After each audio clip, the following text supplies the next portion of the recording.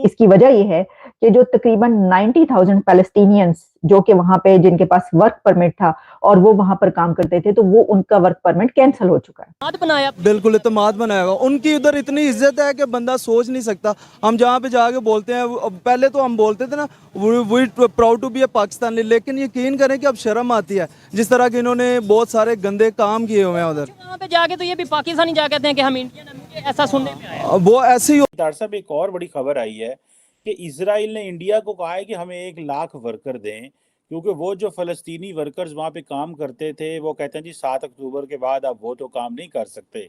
आपको क्या लगता है कि इंडिया तो बहुत बेनिफिशियरी भी है, कई तरफ से तो ये भी खबरें आ रही हैं कि शायद अमेरिकन ये कहें इंडिया को कि वो इजराइल को असला भी दें। और वो खबर ये है कि इजराइल की तरफ से अब ये बात हुई है कि इजराइल 1 लाख इंडियंस को जॉब्स देगा। है कि अब इंडिया जो है वो इजराइल की मार्केट में जाएगा, तो ये तो फ़लस्तीनी वैसे ही आउट हैं गेम से, लेकिन इंडिया की उसको कैप्चर करने को, मार्केट को कैप्चर करने को। और मैं आपको बताता चलूँ कि द इम्पॉर्टेंट थिंग इज़ कि इंडियन जो वर्कर्स हैं they are making an impact. लगता तो ये है कि बेनिफिशियरी तो इंडिया हो गया इस क्राइसिस का, जिसके वर्कर्स और सारे पढ़े लिखे लड़के वहाँ चले जाएंगे फॉर जॉब्स। लेकिन उसमें मैं हैरान इस बात पे था कि फौरन भारत ने स्विच करके तेल वेनेजुएला से ले गए।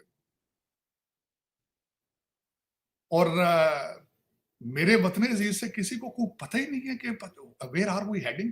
हमारा ख्याल ये है कि अमेरिका को हमारे साथ भी खफा नहीं होना चाहिए। डॉक्टर साहब, एक और बड़ी खबर आई है कि इजराइल ने इंडिया को कहा है कि हमें 1 लाख वर्कर दें, क्योंकि वो जो फ़लस्तीनी वर्कर्स वहाँ पे काम करते थे वो कहते हैं जी 7 अक्टूबर के बाद अब वो तो काम नहीं कर सकते।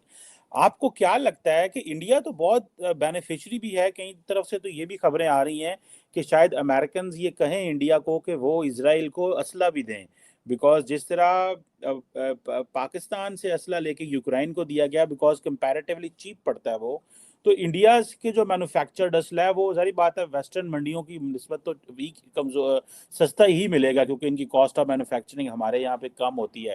तार साहब, इसको कैसे देखते हैं कि अब इंडिया जो है वो इजराइल की मार्केट में जाएगा, तो ये तो फ़लस्तीनी वैसे ही आउट हैं गेम से, लेकिन इंडिया की उसको कैप्चर करने को, मार्केट को कैप्चर करने को।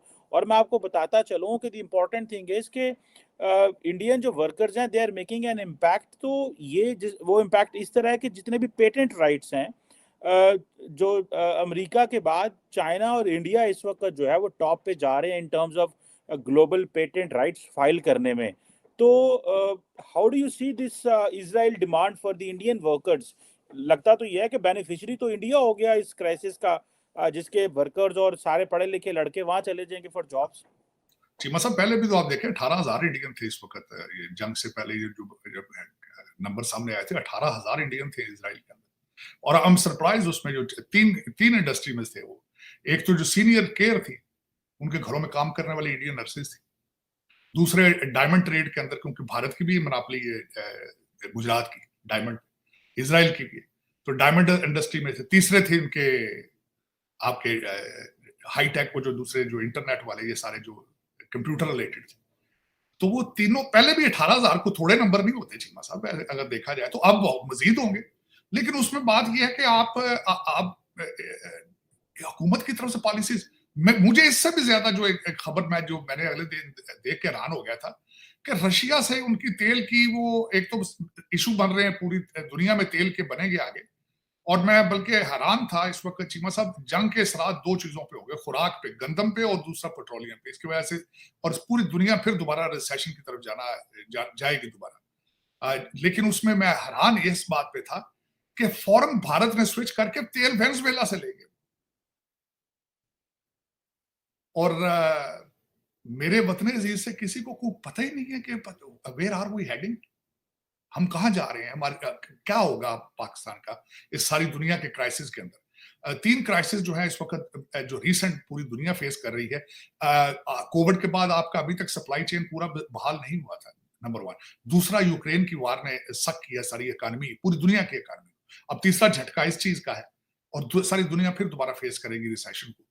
तो मेरे वतन अजीज कहाँ जाएंगे? वो मेरा मकसद, किसी ने आज तक, मैं शॉक्ड हूं चीमा साहब, आज तक मैं शॉक्ड अभी तक इस चीज में कि आज तक including from Imran Khan, Peoples Party, Bilawal Bhutto खुद बाहर का पड़ा है, और तीसरा एस्टेब्लिशमेंट, और चौथा मेरा जो अभी नया प्राइम मिनिस्टर है, और काकड़ साहब, इंग्लिश बड़ी अच्छी।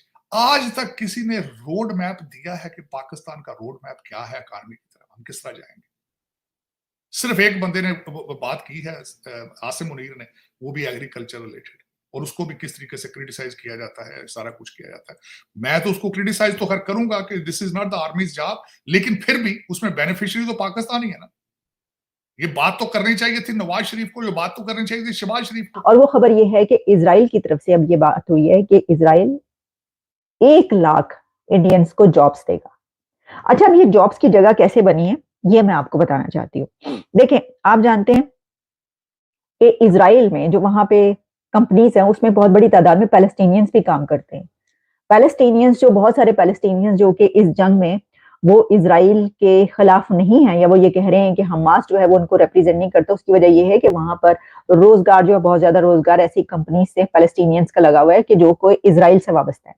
अब इसमें जो इजराइल कंस्ट्रक्शन इंडस्ट्री जो है उसमें रिपोर्टेडली जो है, अब उन्होंने ये कहा है कि जो गवर्नमेंट है उनकी वो अलाउ करे कंपनीज को to recruit 1 lakh Indian workers. इसकी वजह ये है कि जो तकरीबन 90,000 पैलेस्टीनियंस जो कि वहां पे जिनके पास वर्क परमिट था और वो वहां पर काम करते थे, तो वो उनका वर्क परमिट कैंसिल हो चुका है, और बहुत सारे तो जो हैं वो उस जंग के दौरान ही नहीं कर पा रहे, और बेशुमार ऐसे हैं कि जिनका वैसे भी जो हालात और ताल्लुकात है उसमें वर्क परमिट कैंसिल हो चुके हैं। तो इस बिना पर अब इजराइल को वर्क फोर्स की जरूरत है, जिसमें इंडिया को इस वक्त बहुत बड़ा ये फायदा हो रहा है कि इजराइल और इंडिया के क्योंकि डेकेड्स पुराने रिलेशंस और बहुत ही मतलब वो तो बिल्कुल साथ खड़े हैं, एक ऐसे दोस्तों की तरह जो है वो जाहिर है उसमें उनको समझते हैं वो कि इंडिया जो है वो वहां से वर्कर्स लें, और उन्होंने कहा है कि हम इस सिलसिले में निगोशिएट कर रहे हैं और हम ये इंतजार कर रहे हैं उस डिसीजन का कि जो इजरायली गवर्नमेंट जो है वो इसको अप्रूव करे।